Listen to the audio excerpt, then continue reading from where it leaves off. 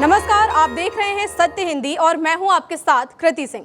20 दिनों से पाकिस्तान आर्मी की हिरासत में फंसे बीएसएफ जवान के वापस आने की उम्मीद तेज हो गई है। पश्चिम बंगाल की मुख्यमंत्री ममता बनर्जी ने बीएसएफ जवान पूनम शॉ के परिवार से फोन पर बातचीत की और पूनम की स्थिति के बारे में विस्तार से बताया।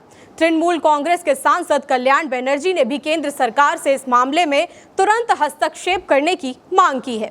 पंजाब के फिरोजपुर जिले में तैनात बीएसएफ कांस्टेबल पूनम शॉ अनजाने में 23 अप्रैल को अंतर्राष्ट्रीय सीमा पार कर गए थे। पाकिस्तान रेंजर्स ने उन्हें हिरासत में ले लिया।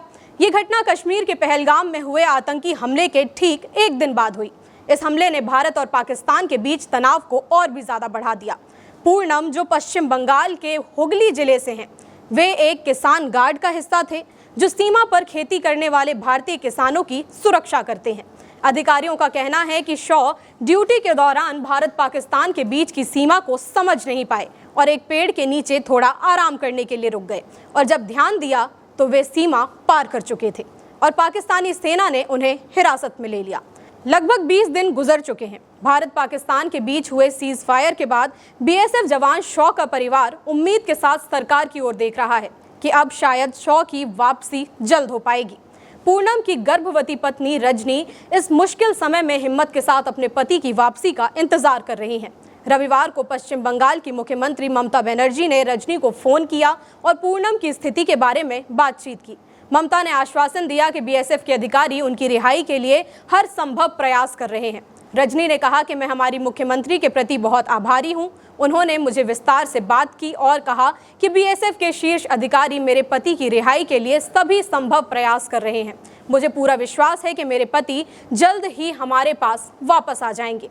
इस बीच तृणमूल कांग्रेस के सांसद कल्याण बनर्जी ने केंद्र सरकार से तत्काल हस्तक्षेप की मांग की है। उन्होंने कहा कि भारत और पाकिस्तान के बीच वर्तमान में युद्ध विराम लागू है। मैं अब इरादों या योजनाओं के बारे में सुनने में बिल्कुल दिलचस्पी नहीं रखता। मैं तत्काल कार्रवाई की मांग करता हूं। पूनम शॉ को बिना देरी किए हिरासत से रिहा किया जाना चाहिए। कल्याण बनर्जी ने बीएसएफ के महानिदेशक से भी बातचीत की और इस मामले को गंभीरता से लेने का आग्रह किया। हालांकि उन्होंने रक्षा मंत्री राजनाथ सिंह के कार्यालय से कोई जवाब न मिलने की निराशा भी जताई। पूनम को उस समय हिरासत में लिया गया था जब पहलगाम हमले के बाद दोनों देशों के बीच तनाव चरम पर था। भारत ने 7 मई को पाकिस्तान के 9 आतंकी ठिकानों पर हमले किए, लेकिन शनिवार को दोनों देशों ने युद्ध विराम की घोषणा कर दी। इस युद्ध विराम ने रजनी को नई उम्मीद दी। उन्होंने कहा कि युद्ध विराम के बाद मैं थोड़ा सकारात्मक महसूस कर रही हूं और मुझे भगवान पर पूरा भरोसा है कि मेरे पति सुरक्षित वापस आ जाएंगे। बीएसएफ ने पाकिस्तान रेंजर्स के साथ कई बैठकों का आयोजन किया है, लेकिन अभी तक पूनम की रिहाई को लेकर कोई ठोस जानकारी नहीं मिली है। हाल ही में राजस्थान के श्री गंगानगर में बीएसएफ द्वारा एक पाकिस्तानी रेंजर को पकड़े जाने की घटना ने पूनम के परिवार को और भी ज्यादा उम्मीद दे दी। रजनी का मानना है कि दोनों पक्षों के बीच कैदियों की अदला बदली हो सकती है। रजनी ने बीएसएफ अधिकारियों से भी बात की, लेकिन उन्हें कोई नई जानकारी नहीं मिली। उन्होंने कहा कि मुझे आश्वासन दिया गया, लेकिन उनके जवाब में कुछ भी नया नहीं था। मैंने ममता बनर्जी से मुलाकात की मांग की है ताकि जल्द से जल्द जवान को वापस लाया जा सके।